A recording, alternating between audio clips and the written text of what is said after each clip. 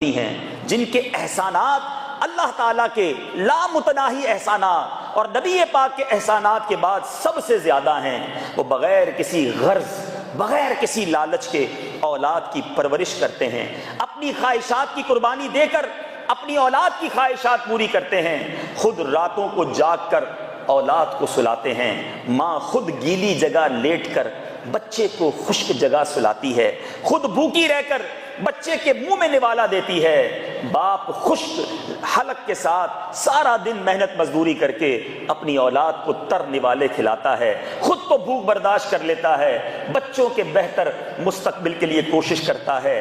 ارے ایک ماں ہی تو تھی جس کا دودھ خشک ہو گیا تھا، حلق بھی خشک تھا مگر بچہ بھی پیاسا تھا، ایک پہاڑ سے دوسرے پہاڑ تک دوڑتی رہی۔ اللہ کو اس ماں کی ادا ایسی پسند آئی کہ رہتی دنیا کے لیے، ساری دنیا کے حاجیوں اور عمرہ کرنے والوں کے لیے ماں کی اس ادا کو ادا کرنا، صفا مروہ کی سعی کرنا لازم قرار دے دیا کہ جب صفا مروہ کے درمیان دوڑنا تو ماں کو یاد کرنا کہ خدا کی قسم ساری دنیا کا خلوص ایک پلڑے میں جمع کر دیا جائے اور ماں باپ کا خلوص ایک پلڑے میں جمع کر دیا جائے تو اس کا کوئی ثانی نہیں ہے، کوئی کمپیرزن نہیں ہے۔ میرے میٹھے اسلامی بھائیوں، لاجیکلی ایک بات سمجھاتا ہوں، دنیا میں جو بھی ہم سے پیار کرتا ہے، محبت کرتا ہے، کوئی نہ کوئی غرض، کوئی نہ کوئی وجہ ہوتی ہے۔ فقط ماں باپ ہیں جن کے اندر کوئی غرض نہیں ہوتی۔ ہو سکتا ہے کوئی سوچتا ہو کہ نہیں جناب، ماں باپ بھی اس لیے پالتے ہیں کہ بیٹا بڑا ہو کر کما کر لائے گا، یہ بھول ہے اس کی۔ اگر ایسا ہی ہوتا تو معذور بچوں کو کوئی نہ پالتا۔ ارے جن ماں باپ کے بچے معذور ہیں، نابینا ہیں، ماں انہیں بھی سینے سے لگاتی ہے، باپ ان کو بھی پال رہا ہوتا ہے۔ تھیلیسیمیا کے مریض ہوتے ہیں، ڈاکٹر کہتے ہیں 20-21 سال کے بعد دنیا سے چلا جائے گا، مگر ماں باپ اس کے لیے بھی دعائیں کر رہے ہوتے ہیں، اس کے لیے بھی جناب محنت کر رہے ہوتے ہیں۔ ایسا خلوص دنیا میں اور کسی کا نہیں۔ اور جبھی تو احادیث میں، قرآن پاک کی آیات میں کس طرح ہمیں تربیت دی جا رہی ہے۔ سبحان اللہ، اللہ تبارک و تعالی قرآن مجید فرقان حمید میں ارشاد فرماتا ہے، سورہ بنی اسرائیل پارہ 15 آیت نمبر 23 میں ارشاد ہوتا ہے، ترجمہ کنز ایمان، اور تمہارے رب نے حکم فرمایا اس کے سوا کسی کو نہ پوجو اور ماں باپ کے ساتھ اچھا سلوک کرو، اگر تیرے سامنے ان میں ایک یا دونوں بڑھاپے کو پہنچ جائیں تو ان سے ہوں نہ کہنا، انہیں نہ جھڑکنا اور ان سے تعظیم کی بات کرنا۔ اف کہنے کی اجازت نہیں ہے، ہوں کہنے کی اجازت نہیں ہے۔ اور یہ بڑھاپے کی بات قرآن ہمیں سمجھا رہا ہے۔ اے میرے میٹھے اسلامی بھائیوں، جن کے ماں باپ بڑھاپے تک پہنچ گئے ہیں، ایک بات یاد رکھنا، بڑھاپا اور بچپنا برابر ہو جاتا ہے۔ بوڑھا ہو جائے شخص، اس کو بات سمجھ نہیں آتی، اس کے اندر چڑچڑا پن آ جاتا ہے۔ یہی تو اب امتحان ہے کہ اسی باپ نے، اسی ماں نے ہمیں بچپنے میں پالا تھا، ہم نے بڑی تکلیف پہنچائی، انڈرسٹینڈ نہیں کرتے تھے، بات بار بار دہراتے تھے، بار بار پوچھتے تھے، بار بار تنگ کرتے تھے، ایک بار بھی ماں باپ نے برا نہیں منایا۔ آج بوڑھا باپ ایک بار 3 بات کر لے تو ہمیں لگتا ہے یہ بار بار ایک بات کیوں دہرا رہے ہیں؟ ارے ابو میں نے سن لیا، ایک بار بتا تو دیا، نہیں اس کا مطلب یہ تھا، آپ کو سمجھ نہیں آتی۔ آج بندہ ماں سے کہتا ہے ماں پرانی باتیں کرتی ہے، ماں تمہیں نہیں پتا زمانہ کہاں چلا گیا ہے۔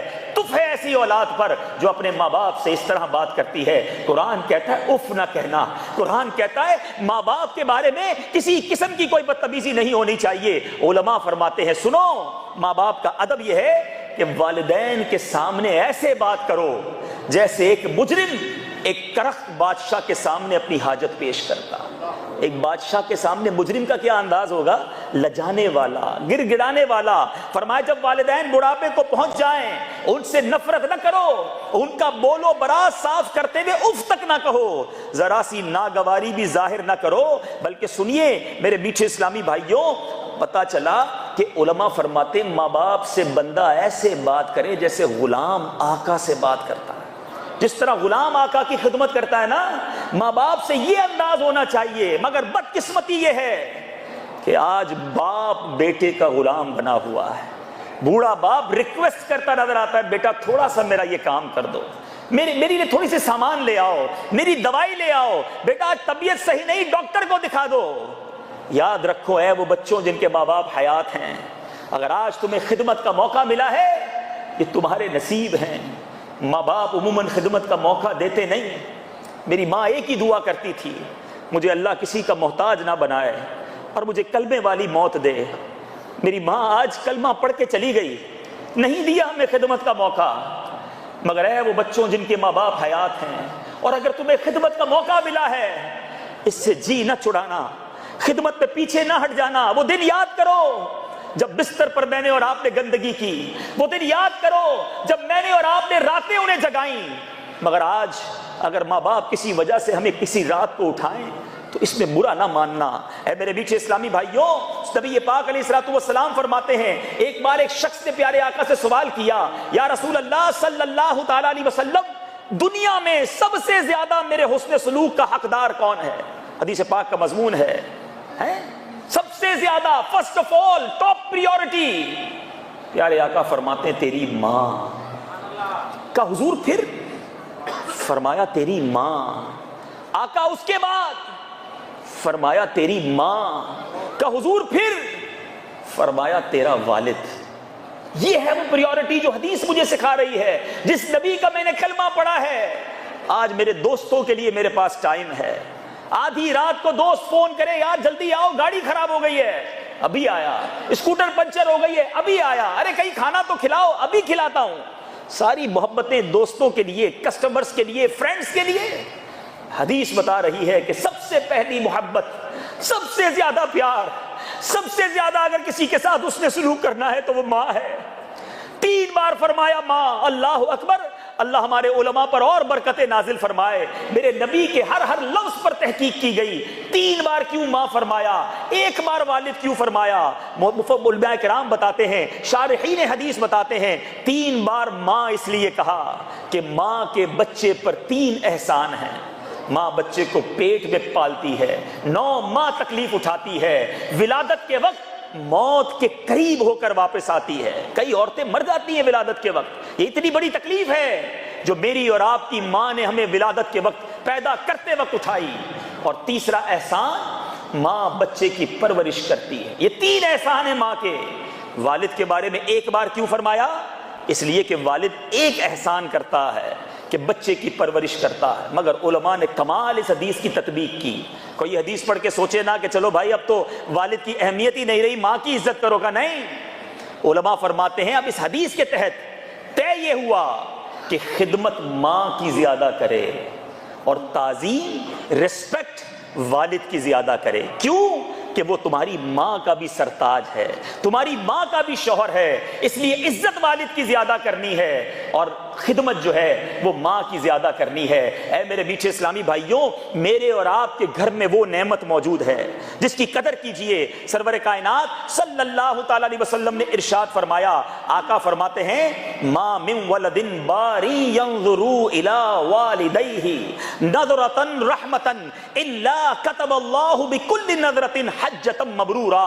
آقا فرماتے جو بچہ اپنے والدین کو محبت کی نگاح سے دیکھے، سختی سے نہیں، ارے ذرا سوچو، خدمت کرنے کی بات تو بہت اعلیٰ ہے، فقط محبت کی نگاہ سے دیکھے، آقا فرماتے اللہ رب العالمین اسے حج مبرور کا ثواب عطا فرماتا ہے۔ صحابی رسول نے کیا خوبصورت سوال کیا، عرض کرتے ہیں یا رسول اللہ، قالوا وَإِن نَظَرَ كُلَّ يَوْمٍ 100 مرة، آقا اگر کوئی دن میں 100 بار دیکھ لے، ماں باپ تو گھر میں ہے نا، پھر بھی محبت سے نہیں ملتے، آقا فرماتے اللہ اکبر وَأَطْيَبْ، کوئی بچہ 100 بار ماں باپ کو محبت سے دیکھے، اللہ اسے 100 حج کا ثواب عطا فرمائے گا۔ یہ نعمت جس کے پاس ہے قدر کر لو، چلی گئی تو بڑی یاد آئے گی۔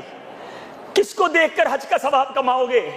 کوئی روپیہ پیسہ خرچ نہیں ہوتا، بس جا کے ہاتھ چوم لو، محبت سے ماں باپ سے مل لو، روز حج کا ثواب کما لو۔ میرے آقا علیہ الصلوۃ والسلام فرماتے ہیں، وہ بچوں جن کے ماں باپ زندہ ہیں، ساری دنیا کو تمہیں راضی کرنا ہے، اپنی بیوی بچوں کو خوش کرنے کی فکر ہے، مگر میں بتاتا ہوں اپنے آقا کی حدیث کے ذریعے کہ رب کس سے راضی ہوتا ہے۔ آقا فرماتے ہیں ماں باپ راضی ہیں تو رب راضی ہے، اور ماں باپ کی ناراضی میں رب کی ناراضی ہے۔ ان کو راضی رکھنا، ان کو ناراض نہ ہونے دینا۔ اے میرے میٹھے اور پیارے اسلامی بھائیوں اور مدنی چینل کے ناظرین، وہ لوگ جو ماں باپ کو ستاتے ہیں، ماں باپ کو تنگ کرتے ہیں، اونچی آواز میں بات کرتے ہیں، سنو، دنیا میں بھی بربادی ہے، آخرت میں بھی بربادی ہے۔ نبی پاک فرماتے ہیں ماں باپ کے نافرمان، ذرا سوچئے، سب سے زیادہ جہنم میں کس کو عذاب دیا جائے گا؟ شیطان کو نا، ابلیس سے بڑا عذاب تو کسی کو نہیں دیا جائے گا مگر جو ماں باپ کو ستانے والا ہے۔ آقا فرماتے ماں باپ کا نافرمان اور ابلیس کے درمیان جہنم میں 1 درجے کا فرق ہوگا، اتنا سخت عذاب اسے دیا جائے گا۔ ایک اور حدیث پاک میرے آقا فرماتے جنت کی خوشبو 500 سال کے ڈسٹنس سے، مسافت سے سونگھی جا سکتی ہے، لیکن کچھ لوگ ایسے ہوں گے کہ جن کو جنت کی خوشبو بھی نہیں مل سکے گی، اتنا دور جنت سے رہ جائیں گے۔ آقا فرماتے نیکی کر کے جتانے والا، نیکی کرنا جتانا نہیں، میں نے یہ کیا، میں نے تمہارا کام کر دیا، میں نے تمہیں قرضہ دیا، لوگ نیکیاں کر کے جتاتے ہیں، نہیں۔ نمبر 2 ماں باپ کا نافرمان، اور نمبر 3 عادی شرابی، جو اس عادت کے ساتھ شرابی ہے، فرمایا جنت تو دور کی بات، جنت کی خوشبو بھی نہیں سونگھ سکیں گے۔ خدا را اپنے ماں باپ کی قدر کیجئے، اور ماں باپ سبحان اللہ یہ دعا دے دیں، اللہ اکبر۔ ماں کی دعا کو آپ کیا سمجھتے ہیں؟ حضرت موسیٰ کلیم اللہ علیہ نبینا علیہ الصلوۃ والسلام نے اللہ عز و جل کی بارگاہ میں عرض کی، مولا میں جنت میں اپنا پڑوسی دیکھنا چاہتا ہوں۔ رب نے ارشاد فرمایا، ارشاد باری ہوا کہ فلاں علاقے کا کسائی تیرا پڑوسی ہے، کلیم اللہ ہیں، کتنا بڑا مرتبہ، اور جنت میں پڑوسی کون؟ کسی علاقے کا کسائی۔ ایڈریس معلوم ہوا، آپ وہاں پہنچے، طویل واقعہ ہے۔ وہ بچہ اپنے ماں باپ کی بڑی خدمت کرتا تھا، کھانا نوالا چبا چبا کر ماں باپ کو کھلاتا تھا۔ حضرت موسیٰ نے پوچھا یہ بتا تیری ماں تجھے کوئی دعا دیتی تھی؟ کہاں جب ماں کو کھانا کھلاتا ماں دعا دیتی، یا اللہ میرے بیٹے کو جنت میں موسیٰ کا پڑوسی بنا دے۔ حضرت موسیٰ کہتے ہیں بیٹا تیری ماں کی دعا قبول ہو گئی ہے، تو ہی جنت میں میرا پڑوسی ہے۔ اے وہ بچوں جن کی ماں زندہ ہے، دعا لے لو، ماں دعا دے، طوفان ٹل جاتے ہیں۔ کسائی جنت میں حضرت موسیٰ کا پڑوسی بن جاتا ہے۔ حضرت موسیٰ علیہ السلام کوہ طور پر رب سے گفتگو کلام کرنے جاتے تھے، بار بار جاتے۔ ایک بار جب کوہ طور پر پہنچے، ارشاد ہوا اے موسیٰ اب ذرا سنبھل کر بات کرنا۔ حضرت موسیٰ نے کہا یا اللہ پہلے بھی آتا رہا ہوں، آج پہلی بار ایسا ارشاد کیوں ملا کہ اب سنبھل کر دیکھ کر بات کرنا؟ کہا اے موسیٰ پہلے جب تو آتا تھا پیچھے تیری ماں دعا کرتی تھی، جب تو کوہ طور پر آتا تھا مجھ سے کلام کرنے تیری ماں کی دعائیں تیرے ساتھ تھی۔ اے موسیٰ اب تیری ماں نہیں ہے، اب وہ دعائیں تیرے ساتھ نہیں ہیں، اب ذرا سنبھل کر بات کرنا، یہ دعاؤں کا سایہ ہے۔ مجھے اور آپ کو نہیں پتا میٹھے اسلامی بھائیوں، یاد رکھنا آپ کی میری ماں، میرا اور آپ کا والد جب نماز پڑھتے ہوں گے ہم نہ کہیں بے ساختہ ان کے لیے اپنے بچوں کے لیے دعائیں نکلتی ہیں۔ یہ اولاد ہے جو اپنے لیے مانگتی ہے، ماں باپ کے لیے نہ مانگنا بھول جاتی ہے۔ کون سی ایسی نماز ہے ہمیں کبھی کبھی یاد آتا ہے تو ماں باپ کے لیے دعا کرتے ہیں، حالانکہ احادیث میں یہ مضمون موجود ہے کہ جو ماں باپ کے لیے دعا کرنا چھوڑ دے اس کا رزق منقطع کر دیا جاتا ہے۔ آپ چاہتے ہیں آپ کے رزق میں برکت ہو، ہر دعا میں اپنے ماں باپ کو یاد رکھو۔ ارے ذرا سوچو تو صحیح، میرا اور آپ کا وجود ہی ماں باپ کی وجہ سے ہے۔ میں آج دنیا میں جو کچھ ہوں، لوگ ماں باپ کو جتا رہے ہوتے ہیں، پتہ نہیں کتنا بڑا پیسے والا ہو گیا ہوں، اتنا بڑا نام ہو گیا میرا، اتنا بڑا افسر، اتنا بڑا مقرر، اتنا بڑا جناب ذمہ دار بن گیا۔ اے ماں والد کو کہتے میرا پیسہ ہے، یہ میں نے کمایا ہے۔ یاد رکھنا میں آج جو کچھ ہوں، آپ جو کچھ ہیں، جو عزت ہے، جو دولت ہے، جو شہرت ہے، وہ فقط ماں باپ کی وجہ سے ہے۔ ماں باپ کو یہ نہیں کہنا بڑا آدمی ہو گیا ہوں، ماں باپ کا آج بھی بچہ ہوں، یہ انہی نے انگلی پکڑ کر سکھایا ہے تو یہاں تک پہنچا ہوں۔ ماں باپ کو کہتے ہو میں بڑا آدمی ہو گیا ہوں، ماں باپ کو کہتے ہو میں مصروف ہو گیا ہوں۔ ایسا نہ کرو، جاؤ جن کے ماں باپ ناراض ہیں ان سے معافی مانگو، ان کی خدمت کرو، ان کی دعائیں لو، آپ دنیا اور آخرت میں میرے میٹھے اسلامی بھائیوں کامیاب ہو جاؤ گے۔ کچھ لوگ کہتے ہیں ماں باپ کا کام کر تو دیا، گھر دلا دیا میں نے امی کو، میں نے ڈرائیور دے دیا ہے، میں مہینے کے اتنے پیسے دیتا ہوں، ٹھیک ہے بہت اچھا کیا، مگر کبھی یہ نہ سوچنا کہ میں نے ماں باپ کا حق ادا کر دیا۔ ایک بار نبی پاک علیہ الصلوۃ والسلام سے ایک شخص نے سوال کیا کہ یا رسول اللہ صلی اللہ تعالی علیہ وسلم، ایک راہ میں ایسے گرم پتھر تھے کہ جن پر گوشت کا ٹکڑا ڈالا جاتا وہ کباب بن جاتا، اتنا گرم تھا وہ پتھر، ایسا راستہ تھا۔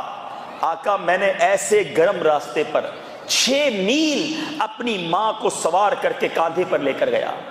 حدیث پاک کا مضمون سنا رہا ہوں، کیا میں نے اپنی ماں کا حق ادا کر دیا؟ کاندھے پر ماں کو اٹھا کر 6 میل چلا ہوں۔ رسول اللہ صلی اللہ تعالی علیہ وسلم نے فرمایا تیری ولادت کے وقت جس قدر تکلیف تیری ماں نے برداشت کی ہے، شاید اس تکلیف کے ایک جھٹکے کا یہ بدلہ ہو سکے۔ کہتے ہو ماں کا حق ادا کر دیا؟ ایک اور شخص نے، سنیے منقول ہے کہ ایک شخص نے کندھے پر اپنی ماں کو اٹھایا، 7 بار حج کروایا، اور دل میں خیال آیا 7ویں حج میں کہ اب تو ماں کا حق ادا کر دیا، اب ماں کی بڑی خدمت کر لی۔ سنو، رات خواب میں جب دیکھا کوئی کہنے والا کہہ رہا ہے جب تو بچہ تھا بہت سردی تھی، ماں پاس سو رہی تھی، تو نے بستر پر گندگی کر دی، ماں نے اٹھ کر تجھے دھویا، غربت کی وجہ سے دوسرا بستر نہ تھا، اس گیلے بستر پر کڑکتی سردی میں تیری ماں لیٹ گئی، تجھے سینے سے لگایا تاکہ تجھے سردی نہ لگ جائے۔ اے بھائی، تو کہتا حق ادا ہو گیا؟ ارے نادان، ابھی تو نے اس ایک رات کا حق بھی ادا نہیں کیا۔ کبھی زندگی میں یہ نہیں سوچنا کہ ہم بڑی خدمت کر کے حق ادا کر دیا، نہیں، خدا کی قسم یہ میرے اور آپ کے پیسوں کا نصیب ہے۔ اگر وہ ماں باپ کی خدمت میں خرچ ہو جائے، کبھی یہ نہیں سوچتا یہ میرا ہے، یہ میرے پیسوں کا نصیب ہے کہ میرے پیسے میرے ماں باپ پہ لگ جائے۔ ارے انہی نے سب دیا آج تک، انہی نے مجھے سب کچھ دیا، میرے اللہ نے یہ مجھے دن دکھایا کہ میں اپنے کچھ پیسے اپنے ماں باپ پہ خرچ کر سکوں۔ حق ادا کرنا تو بہت دور کی بات ہے۔ اب ہو سکتا ہے کچھ ایسے میرے بھائی بھی بیٹھے ہوں میری طرح، جن کی ماں چلی گئی ہو، جن کے والد چلے گئے ہوں، اور اب خیال آتا ہو کہ ایسی خدمت تو نہیں کر سکا جیسی کرنے کا حق تھا۔ اسلام جیسا خوبصورت مذہب نہیں ہے، اسلام میں بڑی شاندار رہنمائیاں ہیں۔ روایتوں کا مضمون ہے اگر کوئی شخص ماں باپ کی دعائیں نہ لے سکا، ماں باپ کی ایسی خدمت نہ کر سکا جیسا کرنے کا حق تھا، تو اب اس بچے کو چاہیے کہ خوب ان کو ایصال ثواب کرے، خوب نیکیاں کرے۔ اب ماں باپ کو کچھ نہیں چاہیے۔ دیکھو نا، عید والے دن ماں کو تحفہ دیتے ہو نا، کوئی سوٹ دیتا ہے، کوئی والد کو کوئی چیز دیتا ہے۔ اب ماں باپ کو کیا دو گے؟ اب انہیں نیکیاں چاہیے، انہیں نیکیاں پہنچائے، خوب ایصال ثواب کرے۔ علماء کہتے ہیں اگر ایسا کرے گا تو ان کی روح قبر میں اس سے خوش ہو جائے گی۔ اللہ امام اہل سنت اعلیٰ حضرت کی تربت اطہر پر کروڑوں انوار و تجلیات کی بارش برسائے۔ میرے امام نے بعد وفات والدین کے 12 حقوق لکھے ہیں کہ مرنے کے بعد بھی بچوں پر 12 حقوق ہیں والدین کے۔ میں چند عرض کرتا ہوں تاکہ اگر ہماری تربیت بھی ہو اور جن کے ماں باپ نہ ہوں وہ اس کو پورا کرے۔ میرے بھائی بھی موجود ہیں، ہمارے خاندان والے بھی موجود ہیں، ہم پر بھی لازم ہے کہ اب ان کے جانے کے بعد ہم پر بھی یہ حقوق ہیں۔ سب سے پہلا حق اعلیٰ حضرت نے لکھا کہ موت کے بعد ان کی تجہیز، ان کے جنازہ تجہیز، تدفین، تکفین جو ہے، غسل، یہ سب جو ہے وہ سنت کے مطابق کرے، سارا انتظام کرے۔ یہ پہلا حق ہے کہ اس میں سنت کا، مستحبات کا خیال رکھے اور اچھے انداز میں ان کے ساتھ یہ معاملہ کرے۔ دوسرا حق، ان کے لیے ہمیشہ دعا استغفار کرتا رہے، اس سے غافل نہ رہے، جتنا ہو سکے صدقہ کرے، نیک اعمال کرے اور ان کی روح کو ثواب پہنچائے۔ ایک اور حق یہ ہے کہ اگر ان پر کوئی قرضہ ہو تو اس قرضے کو ادا کرنے میں حد درجے جلدی کرے اور کوشش کرے کہ اپنے مال سے ان کا قرض ادا ہو، اپنے مال سے ان کا قرض ادا کرے اور یہ اپنے لیے سعادت سمجھے۔ اگر قدرت نہ ہو تو پھر رشتہ داروں وغیرہ سے ترکیب بنائے۔ چلے آج بھرے اجتماع میں میں اعلان بھی کر دیتا ہوں، یہ بعد میں سوشل میڈیا اور چینل پر بھی چلے گا، اگر میری ماں کا کسی پر کوئی، میری ماں سے کوئی قرض مانگتا ہے، میں موجود ہوں، آپ برائے کرم مجھ سے رابطہ کریں، میرے لیے سعادت ہوگی۔ اگر میرے والد صاحب بھی یہاں موجود ہیں، ان کی حیات ہی میں اگر ان پر کسی کا کوئی قرض آتا ہے، آپ ہم سے رابطہ کریں۔ خدا را کسی بھی مرحوم کو، صرف میری ماں کے لیے نہیں کہتا، آپ کو ویسے بھی مشورہ دیتا ہوں، زندگی ہے نا، کبھی کسی کی بات بری لگ جاتی ہے، رشتہ دار بھی میرے بیٹھے ہیں، کسی کو دل دکھ جاتا ہے، غیبت ہو جاتی ہے، انسان ہیں ہم خطاؤں کے پتلے ہیں۔ آپ کے کبھی بھی کسی رشتہ دار کا انتقال ہو، میں اپنی والدہ کے لیے بالخصوص اور بالعموم سب کے لیے کہتا ہوں کہ جس کا یہ پتہ چلے نا اس کا انتقال ہوا ہے، دل سے اس کو معاف کر دیا کریں، میت پر کوئی بوجھ نہ رکھیں، بدلہ لینے کی کوئی امید نہ رکھیں۔ جو لوگ کہتے ہیں نا قیامت کے دن تم سے لے لوں گا، قیامت کے دن اللہ سے انصاف لوں گا، نہ کرو ایسا۔ معاف کر دو. آج تم کسی کو یہ کہہ رہے ہو کہ میں قیامت کے دن تم سے لوں گا، میں نے اور آپ نے بھی تو گناہ کیے ہیں، میں نے اور آپ نے بھی تو خطائیں کی ہیں، میرا گریبان کسی نے قیامت کے دن پکڑ لیا تو معاف کرو، اللہ تمہیں معاف فرمائے گا.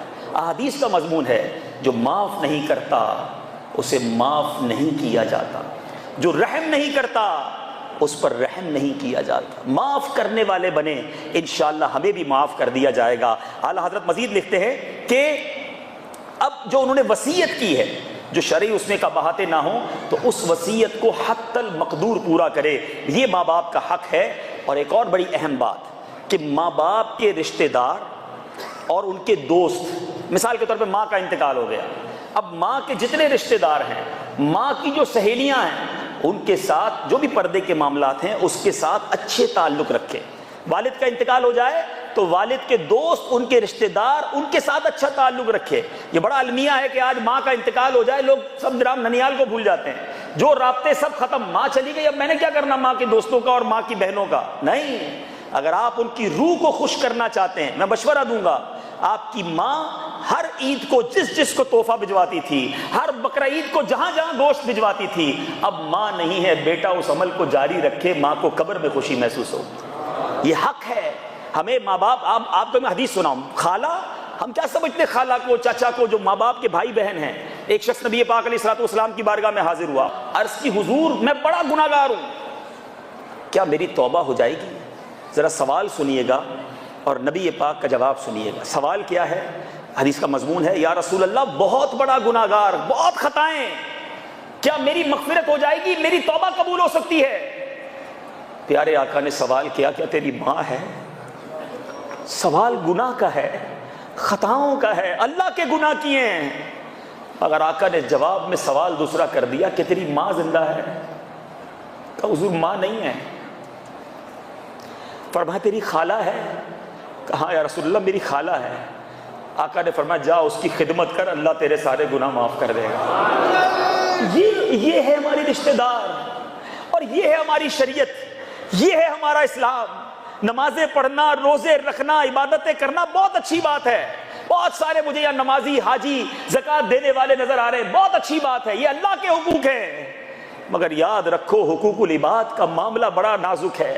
نمازیں پڑھ کر، نوافل پڑھ کر، خوب مزاروں پر جا کر ہم سمجھتے ہیں بڑے کام کر لیے، گھر میں بہن ناراض، گھر میں والدہ پریشان، فیملی ہم سے بدظن، یہ عبادتیں کام نہیں آئیں گی، یہ منہ پر مار دی جائیں گی اگر گھر والے، خاص طور پہ ماں باپ اور قریبی رشتہ دار ہم سے ناراض ہیں.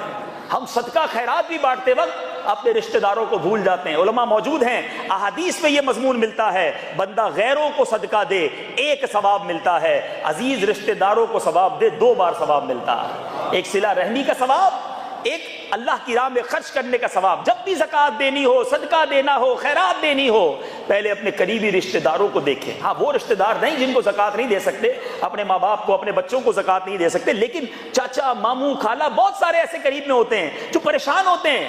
ہم دنیا کو بانٹ رہے ہوتے ہیں اور اپنوں کو بھول جاتے ہیں. حدیث پاک کا مضمون ہے، بروز قیامت اللہ ان لوگوں پر نظر رحمت نہیں فرمائے گا جو غیروں کو بانٹیں اور اپنوں کو بھول جائیں. یہ شریعت ہے، یہ اسلام ہے. ہمیں اپنی فیملی کا، اپنے رشتہ داروں کا خیال رکھنا ہے، اور سب سے زیادہ اپنے ماں باپ کا خیال رکھنا ہے. اور آخری بات، اعلیٰ حضرت نے لکھا، دوسروں کے ماں باپ کو برا بھلا کہہ کر اپنے ماں باپ کو برا بھلا نہ کہلوائے. ایسی بھی روایت ملتی ہے کہ پیارے آقا نے فرمایا، حدیث پاک کا مضمون ہے، لعنت ہے، ہلاکت ہے ان کے لیے جو اپنے ماں باپ کو گالیاں دیتے ہیں. کہ حضور اپنے ماں باپ کو کون گالیاں دیتا ہے؟